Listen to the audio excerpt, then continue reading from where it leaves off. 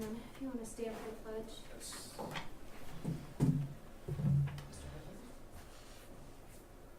I pledge allegiance to the flag of the United States of America and to the republic for which it stands, one nation, under God, indivisible, with liberty and justice for all.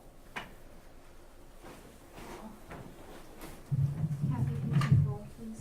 Carter, Here. Hicken, Here. Lee, Here. I talked to Scott, and we decided, just because we haven't had a development committee meeting in a while, there's not a great deal of new business to talk about, but I thought it would be prudent to have a meeting just to discuss where things stand and maybe an update on the comprehensive plan. So, Scott, I see your agenda here, so if you wanna take it away. So we had discussed doing an update on the current developments, and this is the, kind of the developments that I include in my council report, and it's kind of a general time frame of one step to the next. So green, it's been accomplished; yellow, it's in the process; red is yet to be done. And then it has the dates of those approvals and some general information in terms of development type, the location, number of units, say if it's a subdivision, and then the acreage on which the project is on. So I can go through these one by one, or if there's a particular development you're interested in, I'd be happy to expand upon that. I don't see that it's necessary to go through them one by one. Just, is there anything pertinent with any of them that you think we should highlight? None necessarily that are pertinent. Everything's moving along pretty well for the most part. For example, Broadmoor Commons, those properties are being bought quickly, so we have a very large influx of housing permits down there. They'll be through phase 1 here soon.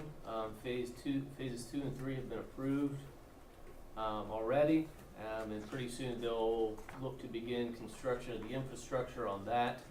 I know there were some issues with the road in phase 1 that I think our public service director wants to make sure that some of those issues have been addressed to his satisfaction before they move on to phases 2 and 3, but I know that'll be coming up soon. Hazelwood 5-2, which is back kind of behind Kroger's. 5-2 is going quickly, and those lots are being sold and houses are going up quickly, so they're looking to move forward on sections 4-1, 5-1, and 6-1. And that will close out the remainder of the Hazelwood subdivision back there. Those phases originally were approved arguably about 10 years ago in the area where 4-1, 5-2 and 6-1 is. After approval, there was regulations for wetlands that changed, so they had to redesign this to work around the wetlands, but that will close out the remainder of the Hazelwood subdivision. And then there's a reserve at Hazelwood over there, and then the ravines at Hazelwood section 3. So there's a lot of activity over there for projects that had previously been approved and redesigned and are now moving forward. I mentioned Broadmoor. Carrington Ridge is, I think, close to completion. Four Farms is getting closer to completion. And Hunter's Crossing is on the corner, almost the corner. It's on the, where, is it Summit? No, Mink and Refugee. It's just one property west on the north side of Refugee that was tabled in July of last year due to concerns on density, lot sizes, etc. They've come back with a proposal that slightly increases property sizes and it lowers the density considerably compared to what they previously proposed. So it's kind of in line with what the zoning would allow. It's more clustered and the lots are smaller because there's wetlands, tree stands on the property that they're trying to do some conservation of the existing landscape, and in doing so, they're shrinking lots and clustering houses. So that, they're looking to have it come off the table at the August Planning and Zoning Commission meeting, and then since that's a rezoning, it'll ultimately appear before council for consideration. 293 units. That's at the time when it was tabled. I have yet to see what the specifics of how many units they're coming back with, but I know from our discussions that it will be lower, but as there's nothing that's formally been applied for, there's, I don't wanna misrepresent that number.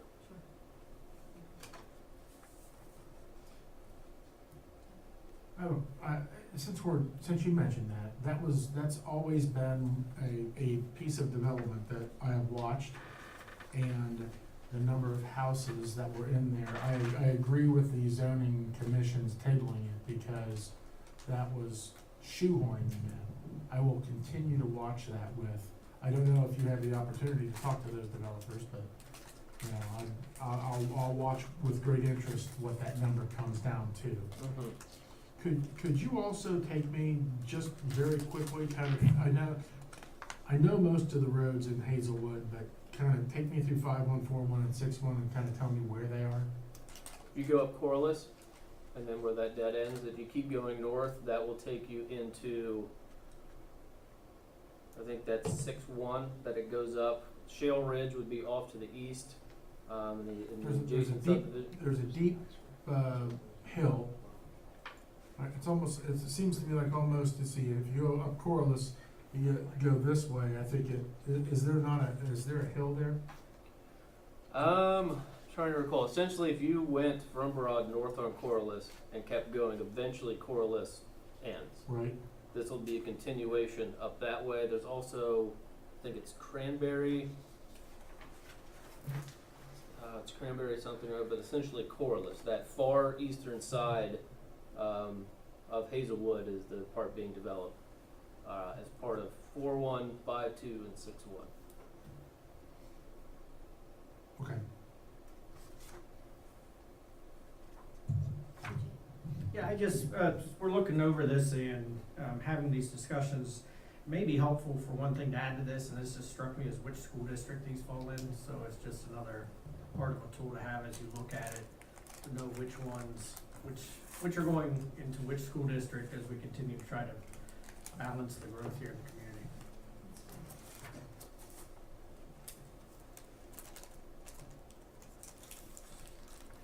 Do you know that right off the top of your head, Sway? Just Broadmoor Commons is Licking Heights, all of it? correct. Carrington Ridge is Southwest Licking. Four Farms, Southwest Licking. The Hazelwoods are Southwest Licking. Let's see what else we have. Condos. Yes. Homestead of the Border Place, we didn't mention that. That was approved probably about 20 years ago. And then the plan district expired. And then they came back to council per the code and said, can we have this extended? And council said no. So then they have to start all over, go through the process. It's already zoned plan district, so they don't have to go through the rezoning, because it's already rezoned that, but they have to do a preliminary and final plan. Okay. But that is Licking Heights. Hunter's Crossing is Licking Heights, and then Ravines and Reserve at Hazelwood are Southwest Licking. But I will add to future lists the school district. I have a question though. Yeah, go ahead. I'm thinking of two housing developments, one being Hazelwood and also Pataskala Ridge. Those were started well before we really became a little bit more strict, I guess is the best way to put it. Seems like Broadmoor and some of these newer developments, we've gotten stricter on lot size and square footage and stuff like that than we have been in the past, and we're getting a better quality home. I know people that live in Pataskala Ridge and behind Kroger, that those houses just aren't they aren't the same quality. That it seems like we're headed down that direction right now. So my question is when Hazelwood expands, will they be held to the same standard they were when they started building, 10 years ago? Or are we gonna see more stuff, the nicer stuff like we are now? I think the houses on Broad Street, I'm pleasantly surprised at how nice those are over there. It seems like we're getting better at it, and I think the key is lot size, square footage. But the two, like Pataskala Ridge, we didn't have those strictest standards in the proofs in the pudding, so when they expand, what will they be held to? What they were beginning or what we're doing now? So if we use the Hazelwoods, the 4, 5s, and 6s, they meet the minimum, it's the same standard zoning district that it was previously. So R7, so the minimum lot size was and continues to be a minimum of 7,000 square feet for a lot. That's usually becomes a little bit bigger. In terms of architectural standards, say quality, I think that might be a reflection on how the housing market has changed pre and post recession. A lot of builders saying, like, before it was you could get in for 125,000 and they were throwing these up. Now, from my conversations with developers, you can't get a house built for really less than 250,000. So I think with the recession and maybe a different consumer base, that some items are expected as part of the house, so that drives the cost up in terms of quality and things like As that. you talk about shoehorning houses and up there behind Kroger, they shoehorn them in there. And I hate to see, personally, I'm glad that we've gone away from that. And I think Pataskala Ridge might be a touch bigger, but not much. I really like I hope that we're getting out of that practice. And I hope I think the comprehensive plan board is also looking into square footages and lot sizes and stuff like that. So I guess what I'm getting at, I don't know if there's anything we can do with Hazelwood if they're already approved, but maybe like Tim said, at Refugee and Mink, that type of density that maybe we hold off a little bit and see what the comprehensive review committee comes up with. Well, for Hazelwood, the lot sizes back when they were originally developed and what they are has been the same the entire time. So the lot size has not changed with that. As I mentioned, they had it approved, changes to EPA wetland regulations. They said, well, now we can't build it like we were, so we need to start dodging these wetlands and working around that, having less impact. So what they did is keep a large, essentially the northeast corner kind of wraps around as a large permanent open space, wooded, etc. So I know from a developer standpoint, if you have a reserve behind you that's permanently wooded, you have premium lots.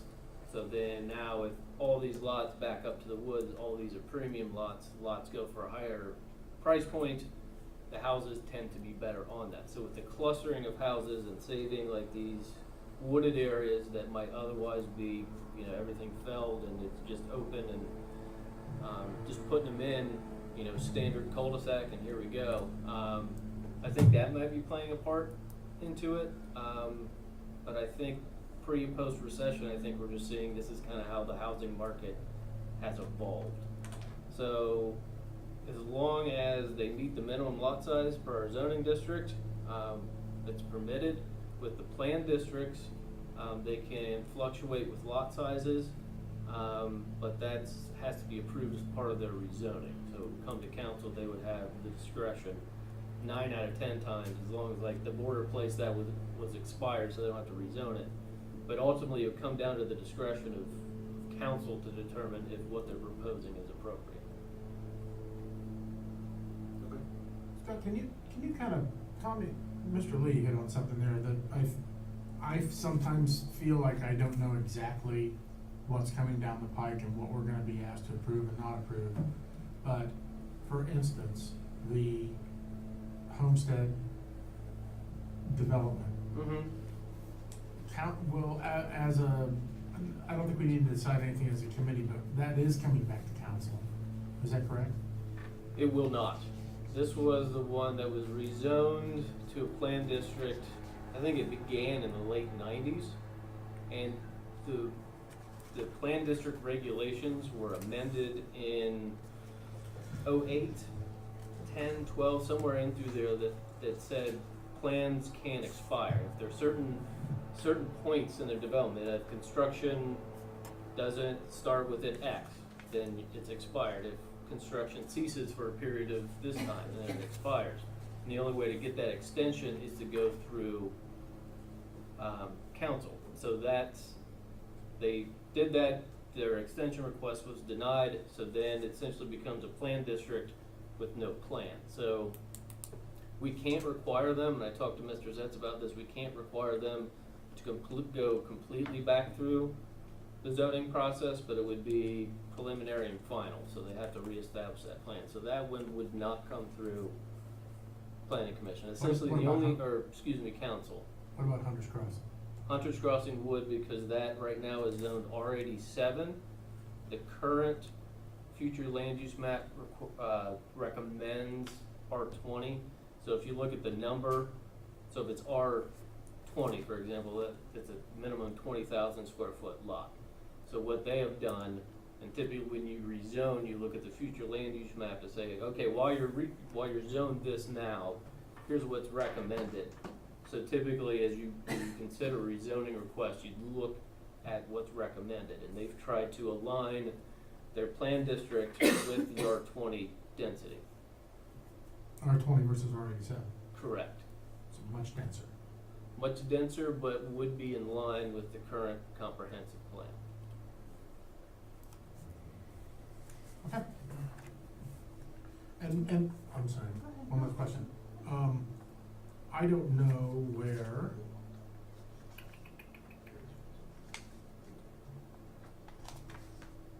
I'm sorry.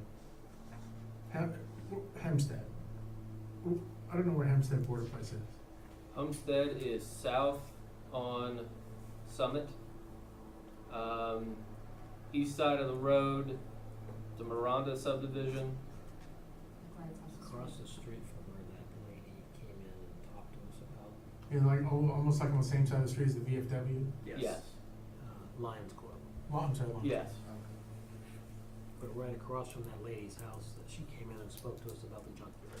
Thank you. I just had one more thing that it's more out of curiosity than anything, and bringing up Border Place as an example, that's one of those pre-recession, I guess, is a good way to talk about it, because that's when Patasko Ridge, Border Place, and I think Kroger was after, but I can't remember. One thing that I learned that I would have never known when I was going out and getting signatures and stuff like that, because I don't get over by Summit Road often, is when you go through not only Border Place, but Patasko Ridge is the same way right now. Those houses, and I know, also had two guys that I work with, the same thing, the recession hit, they lost their house, and people are picking them up cheap. One thing that is painfully obvious is that the people that, a lot of people in both of those developments don't own their home, they're rentals, they become rentals because of the recession. And it's obvious that the people that own their home take really nice, good care of it, and the ones that, the rentals are not well taken care of. I mean, they're just not, it's not fair to the people that do own there and take really good, because it lowers their property values. But do we have anything, or has that ever been looked into, something that would address a situation like that, where we've had those pre-recession houses that were bought up cheap because people couldn't make their payment because they were brought into a bad deal for whatever reason?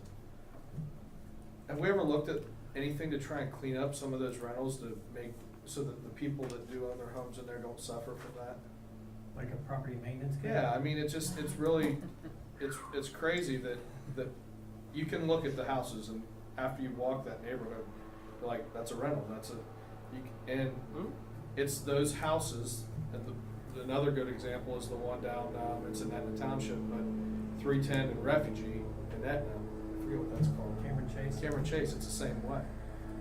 Pre-recession, boom, lots of rentals. So, I just wondered, I mean, it's kind of off topic, I went down a rabbit hole, but I'm curious about it. And I was here during this time, and the city, worked on, council actually approved the property maintenance code. It was ultimately taken, a referendum was done for it, it was taken to the voters and defeated.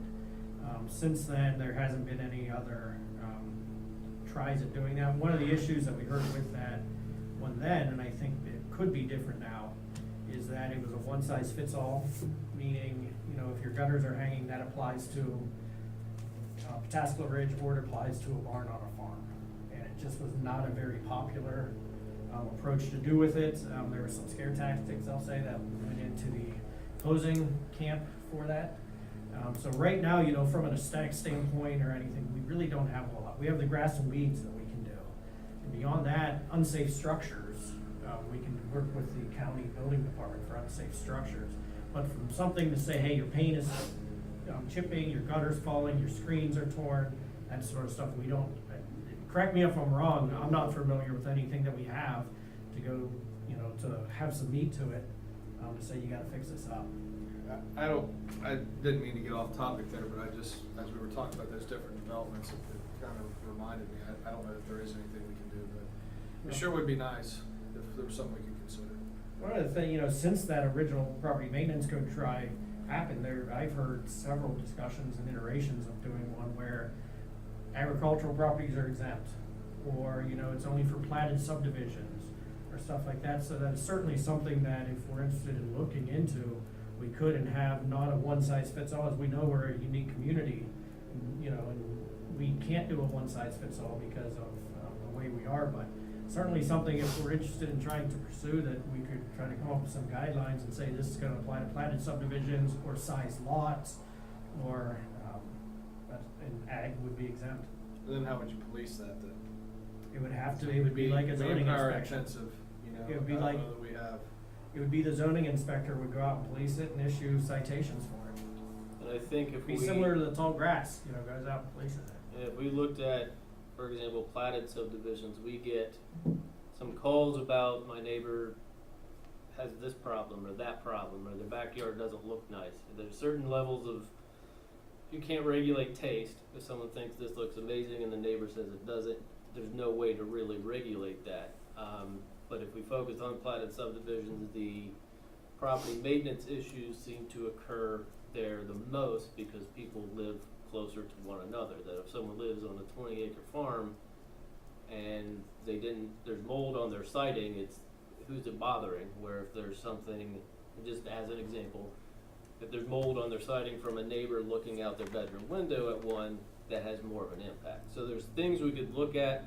There's some common sense type, like ones that we could add, and I think if we were to explore this, I think kind of baby steps through this to address some of the ones that are more common sense, and then expand from there, but not go too far, too fast. So for example, I worked in Sanibel, Florida, and they didn't have one, and the recession hit, but they had nothing in their regulations in terms of when the pool turns green and it's for mosquitoes and the screen around the pool is ripped, like there should be, that's kind of a common sense that I don't think anyone would think that you're starting to regulate the appearance of houses. That's more of a health concern at that point. So we do explore it. As BJ mentioned, one came up and then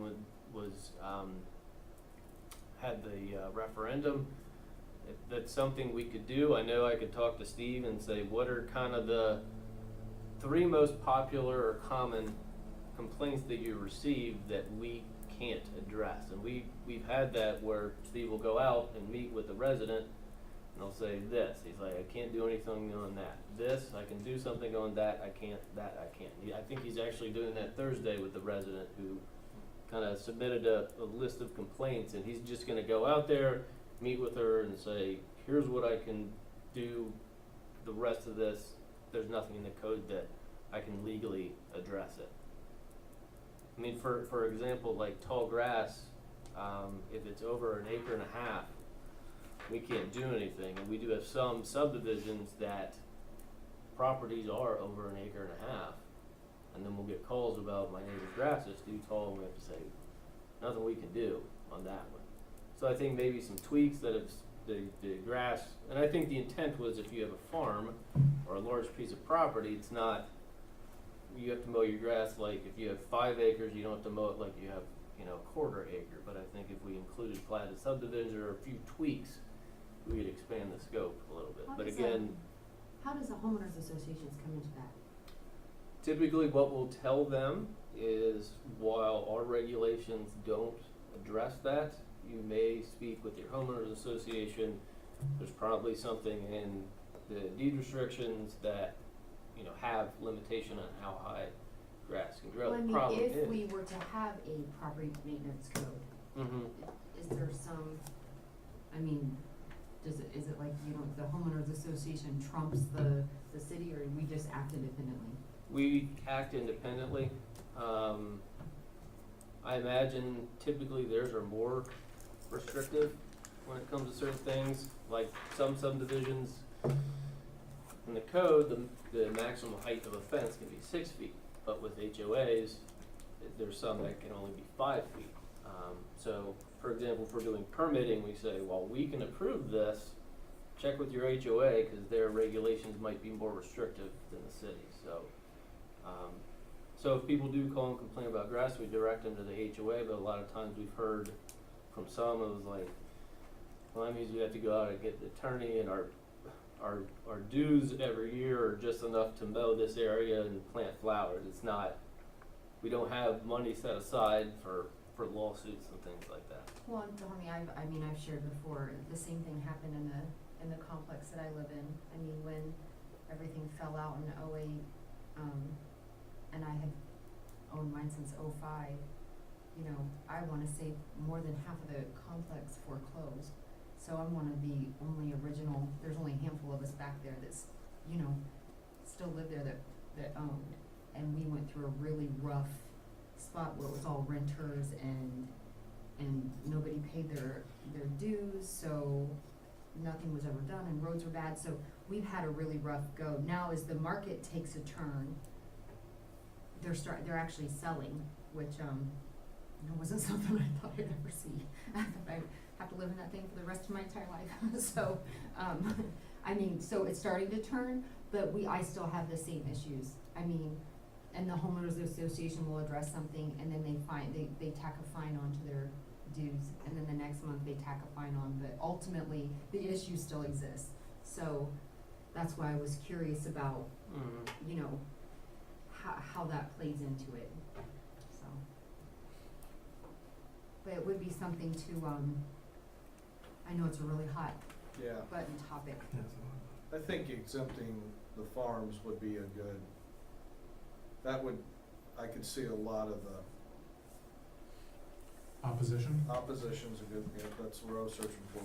would We come. need to narrow the scope for sure. I think platted I think that's a good place to start. I don't even know where we would start with that, but I didn't mean to open that can of worms, but I feel bad, I really do feel bad for the people that live in these developments that are, you know, pay good money and, you know, they pay their mortgage and take really good care of their place, and then they're beside a place, you know, and they can't do anything about it. And it unfortunately, for them, it lowers their home value. Mhm. And, you know, I feel for those people, but, and I think too, it comes back to, we all really care about the city, and we only have one chance to do it right, you know, when it comes to anything we build here.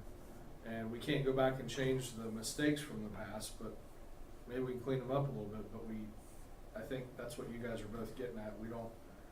I wanna see the rules strict. I'd love to see lot sizes and square footage increase to get a better quality home.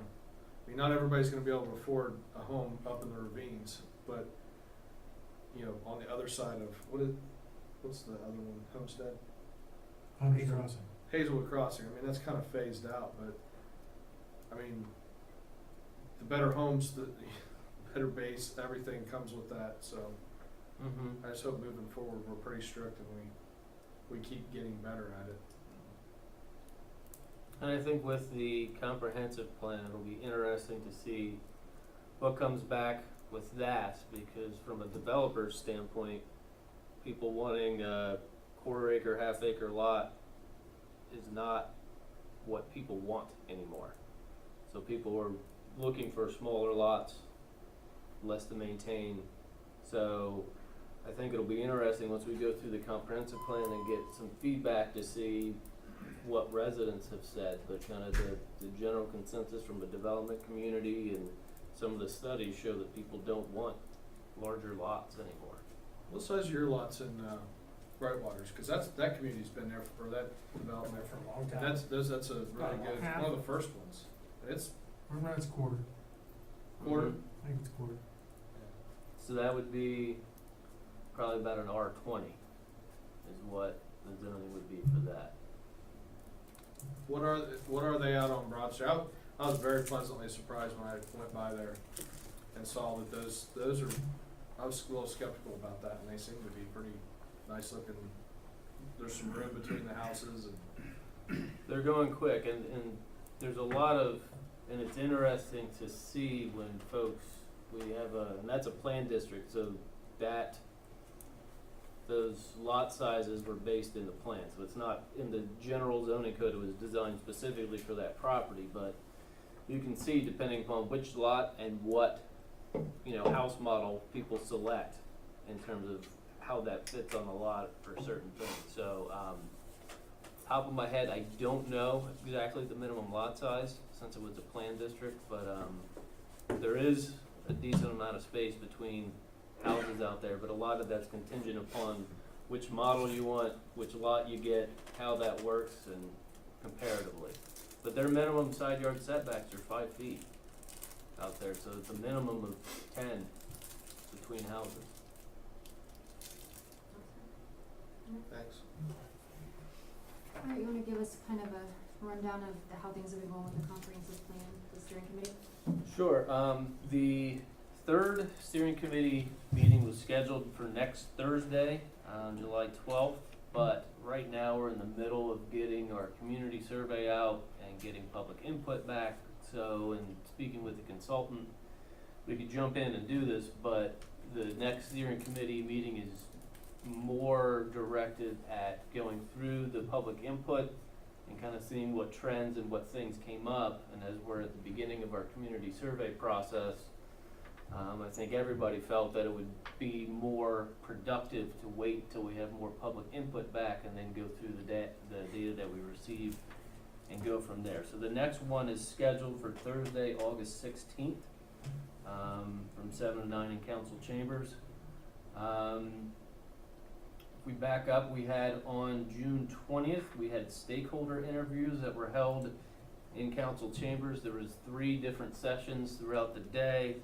And the stakeholders were folks that were nominated by the steering committee that might have a special interest in the comprehensive plan and getting their thoughts out. So superintendents, planning and zoning commission, folks from the Chamber of Commerce, some of those types of folks that it was directed towards them in kind of a small group interview section. I'd say we probably had about 25 different people nominated that were able to attend. That, well, I think the majority, probably about 75% of those nominated were able to attend it. That's good. So we got feedback on that. Was it last Friday, on June 22nd, we had a public input session at the farmer's market. So we went out, had a tent at the farmer's market, big map saying where should growth occur, where should no growth occur based on recommendations, and then it had a list of about 10 questions that you placed your dot on the board saying, here's a statement, do I strongly agree, to strongly disagree, and then people rank that. And then we also put, what do you think is the most important part about Pataskala, just kind of a general thing, and we had comment cards on that. So we had about, I'd say, 40 people stop by for that. We got hit with a gigantic thunderstorm right at the end, so it kind of cut things a little bit short, but got some great feedback on that. Those questions, the stakeholder interviews, and then the public input session at the farmer's market are all questions that are on the community survey, but just worded or phrased, or like the exercise in gaining feedback is just a little different. As I mentioned, the community survey is currently on the city's website, and what we decided to do is get postcards mailed to all registered voters within the city of Pataskala indicating that the community survey is on the website for our comprehensive plan, and then that postcard directs them to the website. So once we get those mailed out, and I spoke with Jess today, they should be going out Friday. So once we get those mailed out and they're in the mail, we'll put that up on Facebook to get that out, that the community survey's on our website, and it's front and center on the website, so it's not click here, click here, click here, and you go down a rabbit hole, it's right there. Then the community survey will run for a period of 6 weeks from that point to get feedback. So while it's out there, and we're getting some folks taking the survey and getting some feedback in, we're gonna do after postcards, a set 6-week time period so that we have ample time to get feedback. And survey's online, so it just tabulates all the results as it goes. As I mentioned, postcards mailed, get it on Facebook, 6 weeks. Also, the Licking Heights superintendent has put it on his Facebook page and is getting information out that way. Also, June 20th was the date of the June Chamber of Commerce meeting, so we had postcards that I was able to give to BJ, and he passed those out at the chamber meeting just to get word out that way. So we've gotten word out, but we're waiting to kind of do the full-blown thing until after, well, postcards will be mailed, then we'll put it on our Facebook and have it shared that way. So after that, it should be 6 weeks to gain input, and then we'll have our next steering committee meeting. Just real quick, in addition to the Facebook page, I know it's been posted to the front page of the Licking Heights School District webpage, and there's going to be a mailer or something going out, and information about it's gonna be included on that as well. I already got the robocall Oh, good. and and then an email blast with it as well Good, great. from, the district office, so. Scott, at the last council meeting, we had a brief discussion about possibly holding a stakeholder meeting at CTEC. Mm-hmm. Have you moved forward with any of that, or is that up to the steering committee? Well, we've talked to the consultant about it. It'd be about $3,000 to have a second meeting. But, to Scott's point, the information that is being asked in the survey is the same information that would be asked at that meeting. So we could certainly move forward with having one, but I don't know if it would be redundant with doing the postcards and all of that. Then it could be argued that it was redundant to do one at the farmer's market.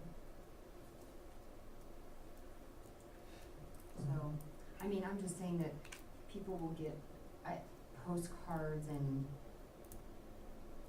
information, but unless they have the opportunity to ask questions, I don't know that everybody will understand what it's even about. So, that's why, I'm still interested in taking postcards myself, and I'll canvass some of the west side with them over the next few weeks if you guys have extras, Okay. that you can I'll provide meet me. with Jess. And then, but yeah, I mean, I'm still in favor of that. Okay. And I'd help you canvas if you want. I know I'm not gonna be here. That is, by the way, the next meeting, not that it matters, but it's during the street fair. So I don't know. Did you mention street fair? Are you doing anything? Is there a booth or anything? The city booth maybe? We could. Yeah. I was kind of following OHM's lead on going through the process. We could do it down there. Kind of leaving it open-ended. Well, if you got that kind of, I like the board thing. It's kind of creative. Mhm. If you're getting good feedback off of that and worked at farmers market, maybe that concept would work at street fair. I don't know. Would that be about the time those been wrapped up, so they can, because if they're meeting on the 16th, I would assume then the information would have been tallied by that point for the steering committee to review. We'll have a large bulk back, but with the amount of time that the survey will have been live, you can start to see patterns or certain things come up repeatedly. You can say, okay, I see a lot of this. So we could do it, and we can do it at COTC. We have different outlets. I don't know if, because the city does have a booth, I don't know if we want to look and say, how's the survey been going? Do we have a lot of folks that have taken it, like, do we have a clear, defined, set of patterns that we can say, okay, here's what we've heard, do we need to do it?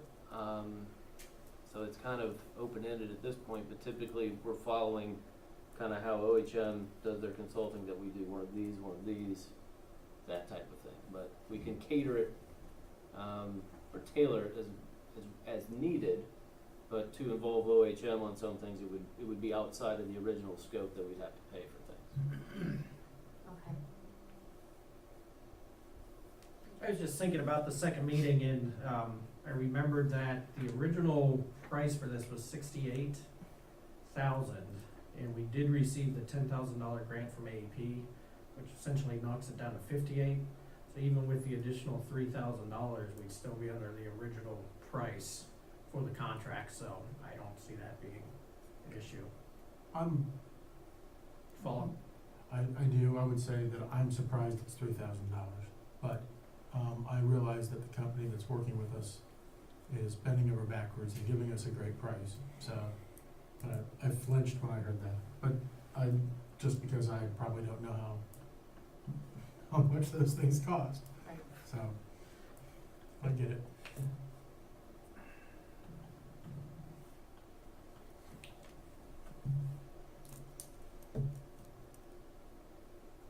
Happy to answer any other No. questions, or? Yeah, I appreciate it. With the comprehensive plan thing spinning out there, it's kinda like, for a while, we were kinda chomping at the bit, but we did get fence regulations and antennas and We did, we. food trucks and, Oh. And then, you know, in piggybacking on that, the codification is started. Yes. And, you know, with all the code changes we had, instead of a year's worth, we're doing a year and a half worth because we wanted to get a lot of those done. So now they're done and we're catching up, getting it codified, and we'll see the fruits of the labor with doing that. Nice. Well, I know there was a lot of,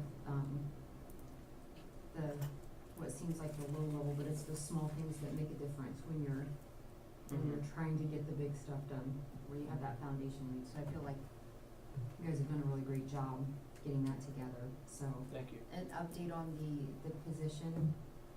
We have selected a candidate, and they are currently working on fingerprints and the drug test. Okay. I think they'll be able to go to the police station, get the fingerprints on the 10th. The drug tests come back pretty quick. Fingerprints can take, there's no way to pin that down. I think when Lisa went through hers, our zoning clerk, it was about 4 weeks, so we're kinda at the mercy. I think that was an odd example, but we're kinda at the mercy of getting that back. Once we have those back and everything's okay, we can offer the position. I know the candidate has been, has let his current employer know that he's accepted a job elsewhere and has not pinned down his 2 weeks because he wants to base it on when we get stuff back and off the position. So hopefully by a month, it'd be nice if we could have that person start. Yeah, That's but great. just the way everything lines up, so when we get to the background in the 2 weeks, it starts to add up pretty quick. So Mhm. knock on wood, we should have someone here soon. Very good, okay. Do you guys have anything else that you think we should cover? No? I'll make a motion to adjourn. Second? Kathy? Carter, Yes. Hicken, Yes. Powell, or excuse me, Lee. I looked at the wrong side. Yes. Adjourned. Somebody. Well, you know what? Me too.